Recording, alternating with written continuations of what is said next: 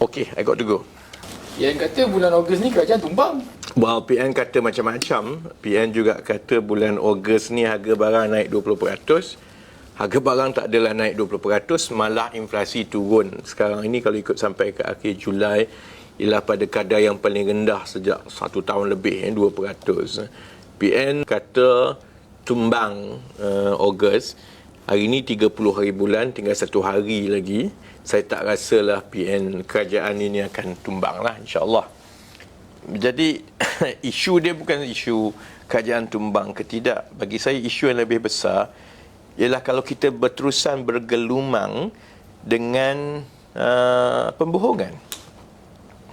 Di negara lain, dalam masyarakat lain, saya tak rasa pengundi mereka dan rakyat mereka boleh membenarkan ada satu kumpulan, dalam kes kita ni ialah pembangkang negara, ketua pembangkang yang apa nama ni, maksudnya yang duk sebut kerajaan tumbang ni, ini bukan pakcik tepi jalan ni.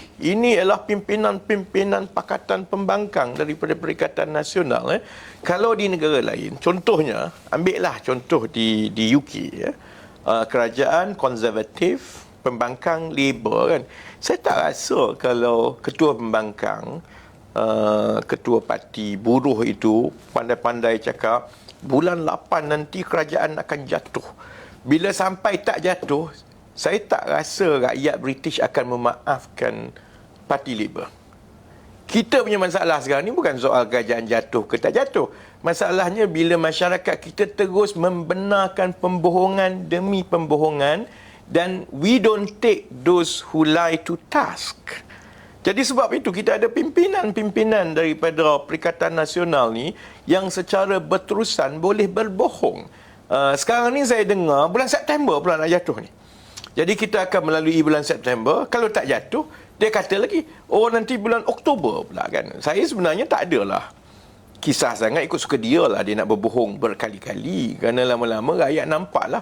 Lama-lama sebelah rakyat biasa ni pun akan mula mempersoalkan, kau ni gila ke apa? Tiap-tiap sebulan harga barang kata naik tapi tak naik. Kerajaan akan jatuh tapi tak jatuh. Ni apa jenis manusia berbohong berkali-kali ni? Jadi yang itu pun saya tak bimbang sangatlah. Saya ingat lama-lama rakyat kita pun menyampah juga. Kesan dia ialah kepada ekonomi negara.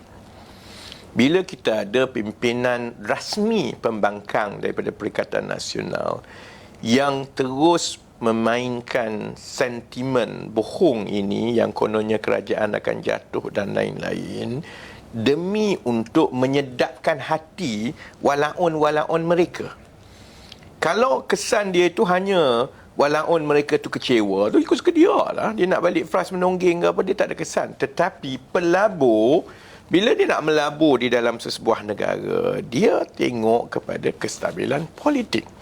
Dan Malaysia ada sejarah sejak 2018, bermula juga daripada geng-geng Perikatan Nasional ni lah yang tebuk atap dulu ni.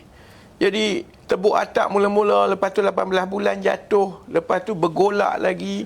Jadi akhirnya sekarang ini satu perkara utama yang terus dinilai oleh pelabur, baik pelabur jangka panjang melalui FDI ataupun pelabur jangka pendek melalui pelabur-pelabur portfolio dana yang masuk ke bursa dan lain-lain ini, ialah dia nak tahu kerajaan ni betul-betul akan kekal 5 tahun ke tidak. Sebab mereka suka dengan perancangan ekonomi dan pembentangan yang kita dah buat. Setiap kali kita bentang, kita boleh tengok dia ada kesan kepada bursa. Tak percaya, pergilah tengok bursa. Pergi tengok bursa, bila ada pembentangan ekonomi madani, dia naik. Bila kita bercakap tentang peralihan tenaga, bursa naik. Kan? Jadi memang sudah ada tindak balas daripada pelabur-pelabur kerana mereka suka. Sebab tu juga kita tengok ada Infineon, Tesla lah, Geely lah, Rongshan dan sebagainya. Puluh-puluh bilion bagi komitmen untuk melabur. Tapi mereka akan tetap tanya, ni kekal ke tidak ni? Sebab kalau kerajaan jatuh, aku tak nak masuk lah.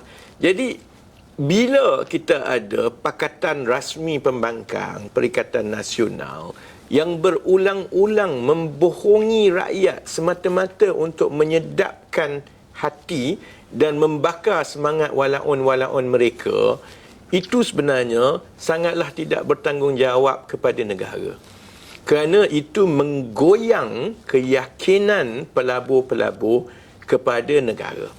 Yang terkesan, dia bukan soal menteri kami sangat ke apa. Saya boleh je sebenarnya masuk clock in, clock out. Macam menteri-menteri dia orang sebelum ini, Perikatan Nasional. Clock in, clock out, ambil gaji, tak buat apa. Tak apa.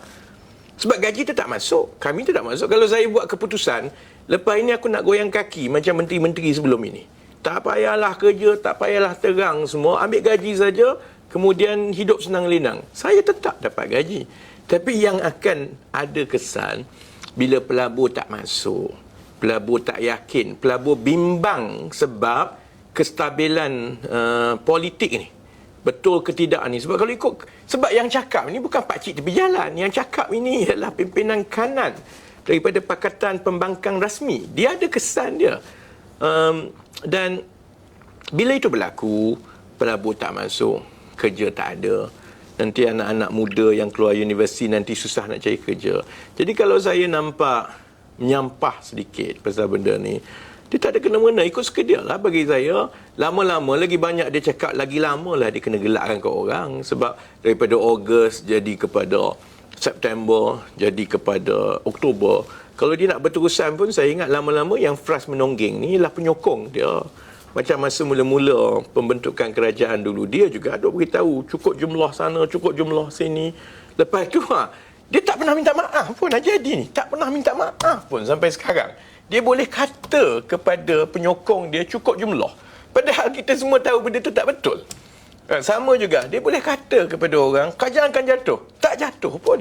Tapi dia tak ada nak minta maaf, nak rasa bersalah. Jadi, kalau dia nak bagi penyokong dia frust, ikut suka dia lah. Tapi, kalau ini berterusan, yang akan jadi mangsa adalah rakyat kerana dia memanjangkan atau dia mereka-reka cerita politik yang menggambarkan kerajaan akan jatuh sedangkan perkara itu tidak akan berlaku. Dan akhirnya, kalau ini berterusan, itu menyukarkan kerja kita untuk meyakinkan pelabur-pelabur bahawa Malaysia ini ada kestabilan politik dan mereka mesti terus melabur kerana kita ada potensi ekonomi yang baik di masa akan datang.